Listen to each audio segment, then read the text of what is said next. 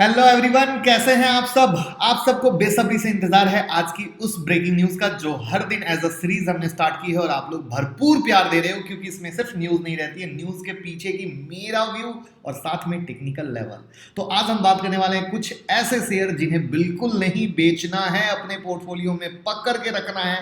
साथ में एयरटेल का मल्टी ईयर ब्रेकआउट के बारे में बात करेंगे, साथ में अमेजॉन की हेरा फेरी को समझेंगे, सेबी और एलआईसी आईपीओ के बीच में क्या पक रहा है वो जानेंगे, और साथ में इंडिया मार्ट की एनालिसिस, क्योंकि मेरे लिए वो मल्टीबैगर था, है और आगे क्या। तो मैं मुकुल अग्रवाल आपका आप ही के YouTube चैनल में स्वागत करता हूं। जो भी नए लोग हैं चैनल को जरूर सब्सक्राइब करें और बेल आइकन हिट कर लें जिससे भाई वाली एडवाइस और लेवल मिलते रहें। और साथ में अगर ट्विटर और टेलीग्राम नहीं ज्वाइन किया है तो अभी का भी ज्वाइन कर लीजिए, बहुत लोग फायदा ले रहे हैं और आपको भी मिलेगा फायदा। अब पहली खबर, क्यों नहीं बेचना है और कौन से हैं शेयर, सबको देखेंगे। तो देखिए आज की पहली खबर यह है कि वेडनेसडे को गवर्नमेंट ने टेलीकॉम सेक्टर के प्रोडक्ट मैन्युफैक्चरिंग वाली कंपनियों के लिए 12,000 करोड़ रुपए के पीएलआई स्कीम का अनाउंसमेंट कर दिया गया है। अब जहां टेलीकॉम कंपनियां 5G लॉन्च करने के प्लानिंग में है, ऐसे में ये स्कीम इंडिया को टेलीकॉम इक्विपमेंट के सेगमेंट में ग्लोबल लीडर बनाने में एक मास्टर स्ट्रोक हो सकता है और होगा। साथ ही आत्मनिर्भर भारत को प्रमोट करने के लिए इस पीएलआई स्कीम से इंडिया में 2.4 लाख करोड़ का इंक्रीमेंटल प्रोडक्शन होगा। साथ ही यहां 3,000 करोड़ के इन्वेस्टमेंट इनफ्लो की भी उम्मीद की जा रही है, जिससे एम्प्लॉयमेंट तो बढ़ेगा ही, साथ ही सरकार को टैक्सेशन के रूप में काफी पैसा मिलने वाला है। तो अब आप बताएं कि इस न्यूज का सबसे ज्यादा किस स्टॉक को मिलने वाला है फायदा। सबसे पहले बता दूं कि आप लोग मैक्सिमम जब कमेंट बॉक्स में कमेंट करते हो वो वीडियो आपके स्क्रीन पे दिखती है, चाहे वो ट्राइडेंट हो, चाहे इंडिया सीमेंट हो, चाहे विकास मल्टी कॉर्प हो, तो Info Edge, Laurus lab, PNC Infratech. तो अगर आप चाहते हैं वीडियो मिस ना करें तो चैनल को सब्सक्राइब करके रखें, सब मिलेगा। अब क्या कर रखना है, क्या नहीं बेचना है, पहले बहुत ही इंटरेस्टिंग देखिए, जो स्टरलाइट टेक्नोलॉजी है, आईटीआई है, डी लिंक है, डिक्शन है, तेजस नेटवर्क है, इनको मिलने वाला है फायदा इससे। बट मेरा कौन सा व्यू है, मैं किस स्टॉक को अपने पोर्टफोलियो में रखना चाहूंगा, मैं कौन सा ऐसा शेयर है जिसको कहूंगा कि मत बेचना, वो भी मैं बताऊंगा। पहले वन बाय वन देखते हैं। तो जैसे स्टरलाइट टेक्नोलॉजी आपने देखा कि कल काफी तेजी हुई थी और 3 दिन से तेजी थी ही, लेकिन कल बड़ी तेजी क्योंकि वेंसडे की खबर थी, फिर आज मार्केट में कहीं ना कहीं profit booking. Same to same अगर आप देखोगे कि आईटीआई के बारे में, तो ये तो एक अलग ही दुनिया में चल रहा था, सिर्फ कल बड़ी खबर पे तेजी हुई और गिर गया, क्यों ये भी जानेंगे। अगर उसी तरीके से आप देखो डी लिंक में कहीं से कोई दम नहीं, लेकिन कल न्यूज पे चला और फाइनली आज प्रॉफिट बुकिंग।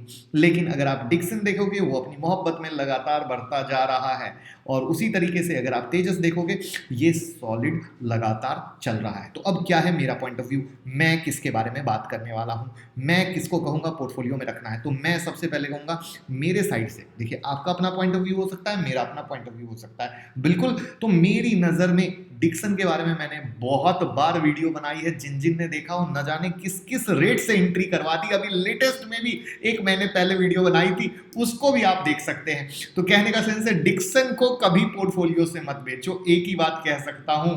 और साथ में तेजस जिनके पोर्टफोलियो में है वो बिल्कुल होल्ड कर सकते हैं। वैसे मैं बता दूं कि विजय केडिया जी के भी पोर्टफोलियो में है, क्या आपके पोर्टफोलियो में है? क्या आपको मेरा ये 2 स्टॉक सिलेक्शन पसंद आया? क्योंकि मेरी नजर में स्टरलाइट हो या आईटीआई हो या डी लिंक हो, ये पोर्टफोलियो में रखना नहीं बनता है। न्यूज बेस पे जो चीज चली वो मजे की नहीं है। फंडामेंटल और रियल ग्रोथ वो होता है जो न्यूज से पहले भी चल रहा हो, ये मेरा मानना है। कल के डेट में वो 3 स्टॉक चल जाए मुझे नहीं फर्क पड़ता है, क्योंकि मेरे पोर्टफोलियो में ऑलरेडी अच्छे स्टॉक हैं जो मैं आपको भी दिला चुका हूं, अपने भी ले चुका हूं। और उसके लिए अगेन अगर आप प्रॉपर फॉलो करोगे तो डिक्सन की प्रूफ आपको मिल जाएगी। अब चलते हैं अगली बड़ी खबर की तरफ, वो है Airtel. Airtel multi year breakout दे नहीं पा रहा है, लेकिन वहां पे अटका हुआ है और वहां से मल्टी ईयर ब्रेकआउट होगा तो क्या होगा। चार्ट भी देखेंगे जैसे डिक्सन का देखा, लेकिन अभी पहले खबर क्या है। तो खबर यह है कि वार्बर्ग पिंकस की एफलेट का 20% स्टेक 3,126 करोड़ का कंसिडरेशन में अपने डीटीएच आर्म भारती टेलीमीडिया में एक्वायर करेगी। कौन? भारतीय एयरटेल। और या ये कह लीजिए बाय बैक करेगी, और अपने इस डील को प्लेस करने के लिए ये अपने 600 रुपीज पर शेयर के रेट से 36.47 मिलियन इक्विटी शेयर और 1037 करोड़ कैश का यूज करने वाले हैं।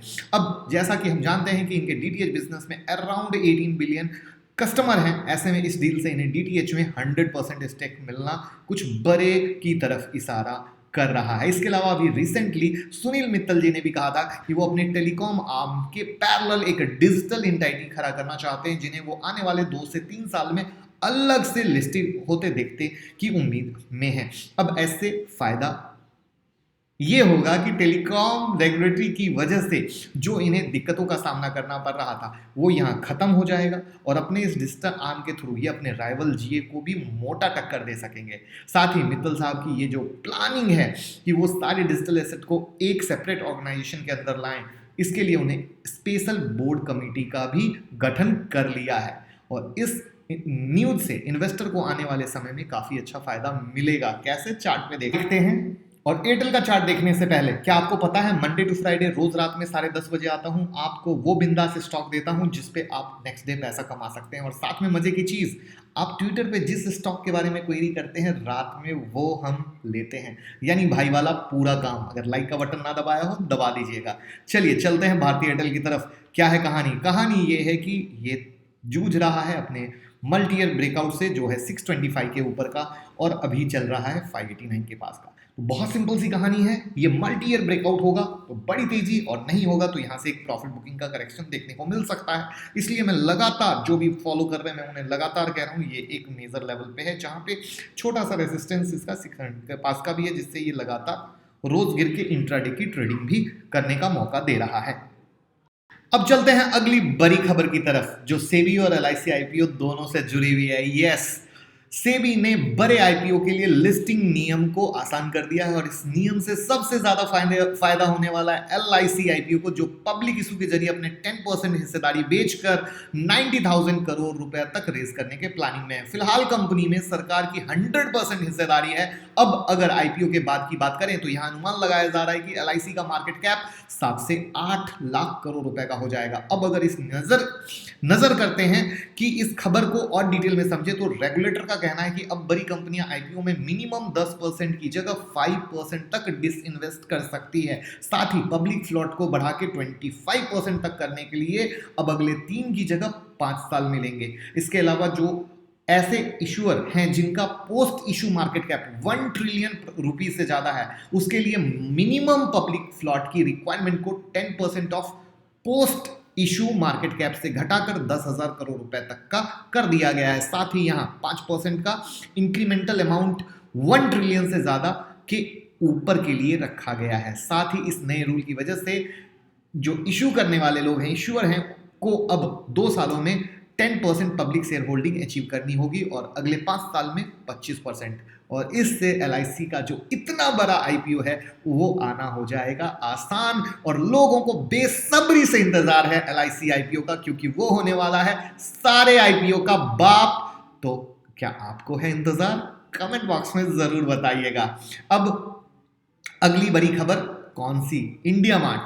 जैसा कि आज इंडिया मार्ट की खबर में तेजी देखी गई और आप में से एक सर ने हमें कमेंट बॉक्स में पूछा, हमने वहां लेवल भी इंडिया मार्ट के ट्विटर पे शेयर किए थे। तो क्या है खबर? खबर यह है कि इंडिया मार्ट फंड रेज के लिए QIP इशू लॉन्च किया है और यहां इशू का floor price Wednesday closing price से 5.92% प्रीमियम रखा गया है, यानी कि 9,065.61 रुपीज पर शेयर। साथ ही यहां उम्मीद की जा रही है कि बोर्ड 5% तक का डिस्काउंट फ्लोर प्राइस पे दे सकते हैं। वहीं अगर इशू प्राइस की बात करें तो ये इनके बुक रनिंग लीड मैनेजर से कंसल्ट करने के बाद डिसाइड किया जाएगा। तो ओवरऑल ये खबर इंडिया मार्ट के लिए अच्छी है। लेकिन अब वो कहेंगे खबर के बाद बता रहे हो, नहीं, हमने आपको स्क्रीन दिखाया था। हम ये जो टेक्नो फंडा एनालिसिस की सीरीज स्टार्ट किए हैं उसमें कुछ दिन पहले ही जब इंडिया मार्ट चल रहा था 7,000 रुपए पे, तभी ये वीडियो हमने कवर की थी और मेरे लिए ये मल्टीबैगर था, मल्टीबैगर है और वहीं से कहां तक आ चुका है। तो इसीलिए मेरे भाई प्रॉपर फॉलो करें, जिसमें अभी मेरे लिए 8,333 का मेजर सपोर्ट है और फाइनली ब्रेकआउट नेक्स्ट जो अब ऊपर बनेगा वो 9,890 के ऊपर में बनेगा।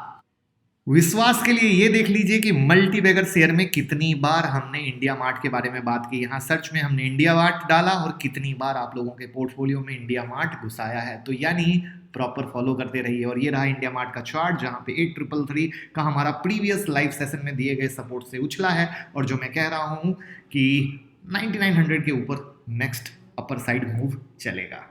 चलते हैं आज की अंतिम बड़ी खबर अमेजॉन से जुड़ी। तो दोस्तों, अभी हाल में ही रॉयटर की एक रिपोर्ट सामने आई है, जिसमें उन्होंने US e commerce giant Amazon के 2012 से 19 के इंटरनल डॉक्यूमेंट के आधार पर एक बड़ा खुलासा किया है, जहां इन्होंने बताया है कि अमेजॉन इंडिया में कुछ सेलर्स को स्पेशल प्रेफरेंस प्रोवाइड करते हैं, जहां उन्हें ये फी में हेवी डिस्काउंट प्रोवाइड करते हैं, जिससे कि सेलर्स बड़े बड़े टेक मैन्युफैक्चरर जैसे कि एप्पल के साथ स्पेशल डील कर सकें। इसके अलावा रिपोर्ट में इस बात का भी खुलासा किया गया है कि अमेजॉन अपने प्लेटफॉर्म पे अवेलेबल कुछ बड़े शेयर के इन्वेंट्री पर भी कंट्रोल रखते हैं। अब अगर गवर्नमेंट ऑफ इंडिया के 2016 वाले रूल पे थोड़ा लाइट डालें तो क्लियर कहा गया है कि कोई भी ई कॉमर्स प्लेटफॉर्म सेलर के इन्वेंट्री पर ऑनरशिप राइट नहीं रख सकते हैं। और जब से मार्केट में ये खबर आई है, तब से CAIT, जो कि इंडिया के 80 मिलियन रिटेल स्टोर को रिप्रेजेंट करते हैं, का कहना है ये खबर अमेजॉन को